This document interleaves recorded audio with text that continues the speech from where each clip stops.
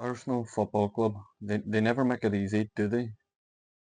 They always have to have some sort of anxiety-ridden dread and stress associated with with their football, and especially the games that they win.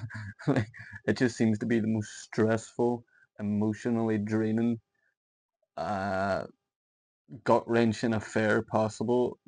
So that you feel like, even as a fan, you've earned that feeling of jubilation and relief at the end. Christ Almighty, was that one of them games where it was like it was just typical Arsenal, like fairly, you would argue fairly comfortable for the majority of the game, and then doing everything in their power to shoot themselves at the foot in the foot when they're nearly across the line.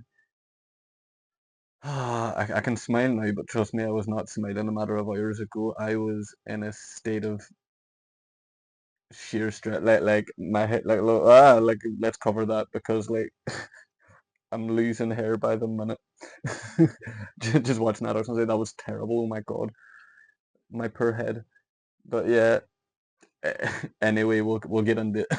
So we saw Man City run out 1-0 winners against Leeds yesterday, and similarly, they really had to work for that victory. Leeds really had a fair amount of chances to get a couple of goals, but ultimately, as I say, you have to be clinical, and Man City done enough to get away with the 3 points and to reduce the gap to 2 points in the title race. And Arsenal had to respond, but they did. They had to look at that, um, and as I say, just get back to business as normal. Who cares what Man City have done? Go out and beat one of your London rivals today. Follow up that impressive victory against Spurs last week. Follow that up with another statement victory, you could argue, another statement result. And they made a statement, all right, and the statement just is just reaffirming what I had said in my yesterday's video, where this title race is just gonna be a tug of war between Man City and Arsenal. Here, over to you. No, I don't want it. Over to you. Here, over to you. Back and forth until we run out of games. Yeah, Arsenal, as I say, that you could argue they were fortunate today, but I think they were well worth the win. 2-1 winners in the end. Three corner goals today, which I'm sure people will love to pick up on and speak about. Not only that, three Arsenal goal scorers who scored an own goal today from a corner. But yeah, we'll delve into all that. It's fine. But the main point is the gap is back at 5 points, albeit with Man City with the game in hand. We saw that. We looked at it. We got the job done. Wee bit of breathing space. But yeah, you have to say Chelsea started the game fairly well. In fairness, I would say. I think of that early Sarr chance, where it came out, and he just doesn't really connect with it that well. It flashes it wide. But Arsenal did grow into the game, and they did open the scoring on the 21st minute. Bukayo Saka with an in-swinging corner. He kind of crosses in. You can tell, like with most corners, he's aiming for Gabriel, and Gabriel just rises, beats everybody, and he just flicks it across to William Saliba, who just knocks it towards goal. Um, Sarr, who I mentioned missed the chance earlier. It does head off Sarr in the way in, and just ensures that Robert Sanchez, the goalkeeper, gets nowhere near it. Yeah, and from there you're thinking, right, okay, 21 minutes, 1-0. Let's do what we done last week. Let's go and try and get a couple more. Let's see how we do. Let's put them to bed, put them to the sword, and again, just lay a marker down to Man City. Here, we're still here. We're still going for it. But listen, that would be how it played out for the majority. We didn't get another goal, but we did look very comfortable for a lot of the game. But Chelsea were showing signs that they had their own dangers from set pieces as well, their own dangers from corners. Some of the balls Reece James was whipping in today, not just from corners, even from open play. Some of his crossing today was just exceptional. But towards the end of the half, literally in the 44th, 45th minute or something, it crosses in from a corner. And there was a penalty shout. Declan Rice raised his highest, and in fairness, he does kind of he's like wrestling obviously, and then he just kind of that he just flick his elbow up, um, and the ball hits off his elbow, and it's a great save from Raya to keep it out. But I was thinking that's a bit dodgy, you know. I could see that given as a penalty. I've probably seen something like that before, but he did get away with it. But he got away with it for a matter of seconds because there we look at it, they went off corner. So great save from Raya, but then from the resulting consequential corner, Reece James swings in another dangerous ball.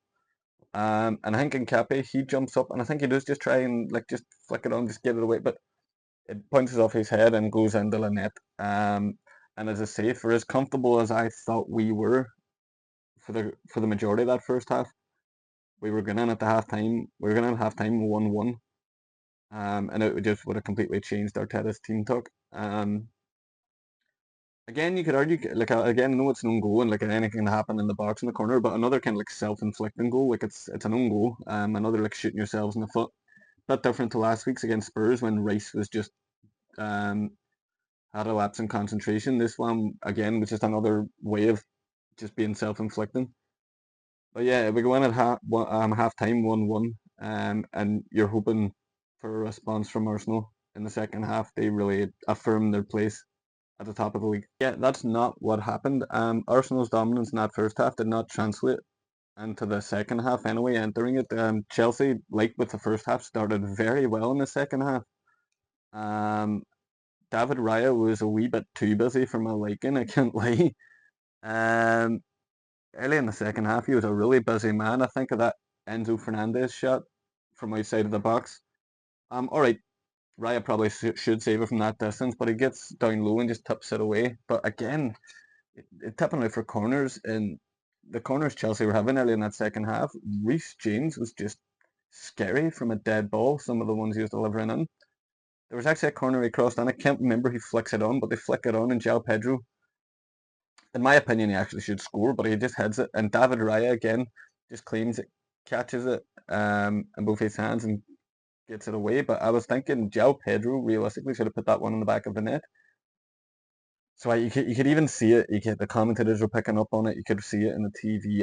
I was feeling it. There was a lot of anxiety amongst Arsenal fans at that point for the opening 15 minutes of that second half. There was only one team in it, and it was Chelsea Football Club, and that was for a team that's trying to win the league. That was not what I was wanting to see, and it was really concerning actually. Like I think the like the people getting forced into mistakes. I remember Saliba giving the ball away cheaply to Palmer, which could have been catastrophic. He gave it away in a really dangerous position. I think Zubamendi a couple of times today, right?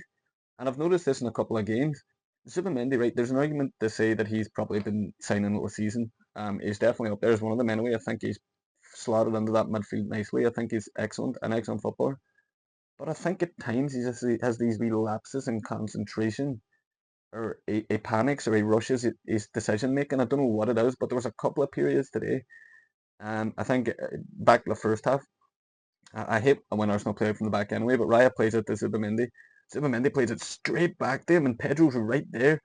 And it's just a really dangerous game to play, and he's playing with fire there. And a couple of times he was like just heading it to nobody, passing it to nobody. He was really kind of like rushing it, and he was getting forced into mistakes. I don't think it was the best game from Zubamendi now, to be honest with you.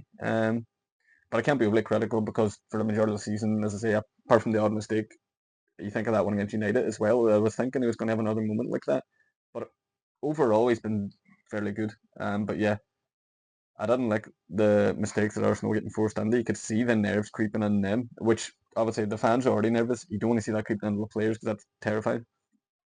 But yeah, on the 66th minute, we were fortunate enough to get a corner of our own. And I actually said to my dad at this stage, says Chelsea have had about 100 corners this second half. Watch us score away his first one. And yeah, Declan Rice crosses the ball in. Timber puts it in the back of the net. And Arsenal, in fact, are 2-1 up. And I turned to my dad, I said, fucking tell you, I was not confident at all. But yeah, that relieves some of the pressure there. That was their 16th goal from corners, which is the joint most, by the way, in Premier League history with ourselves from 2 seasons ago, with West Brom and with Oldham. So you can see there where we get the Stoke City comparisons when you look at our teams alongside us for the most corners. But yeah, there was a lot of whinging after the goal. Robert Sanchez incited it. I didn't see what the fuck happened to him. I think he just fell. If anybody fouled him, it would have been his own player. But there was a lot of shouts for a foul. Pedro Neto ended up getting booked for that. I was saying, what the fuck are they crying about? There was nothing wrong with the goal. Absolutely nothing. But yeah, a matter of moments later, then Arsenal break on the counter attack. Martinelli, the pace that man has, and I was glad he came on, by the way, because Trossard before him I thought was having a shocker of a game. Martinelli came on, and I thought he was a much more of a threat.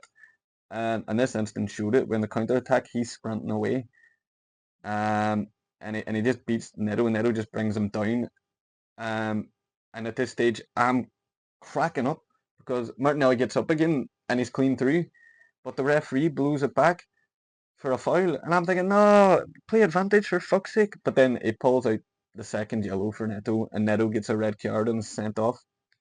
Um, I was still raging that he didn't let us play advantage, but I was like, right, well, okay, albeit the first yellow was a bit harsh. That is a second yellow offence, so yeah, fine, get rid of him. Which is Chelsea's seventh red card of the season, by the way. Where the fuck do they go from here? Their second red card in a row, like over 2 games. But yeah, that was kind of like you would have thought the nail in the coffin. For the majority of the rest of the game, then as I say, Arsenal were fairly comfortable again. They were cruising. They couldn't really get a third goal though. I can't think of many like outstanding like opportunities to get a third. I'd say that Martinelli coming clean through, funnily enough, probably was the main one. But yeah, I thought, right, we'll see this out. Okay, 2-1, fine. But no, it's Arsenal Football Club, so it doesn't work that way. In injury time, Chelsea did find the back of the net through Liam Delap.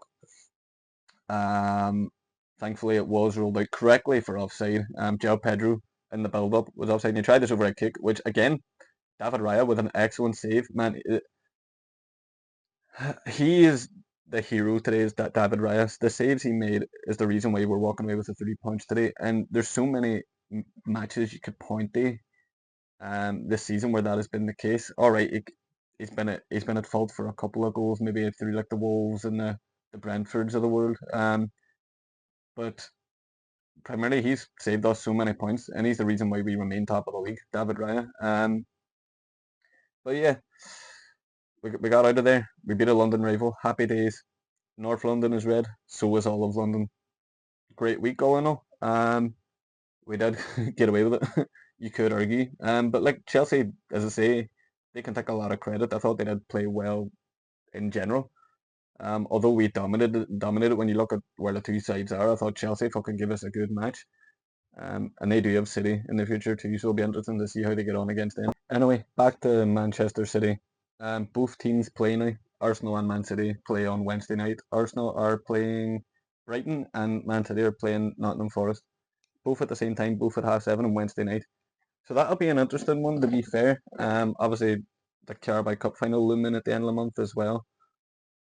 It's crunch time. 9 games remaining for Arsenal.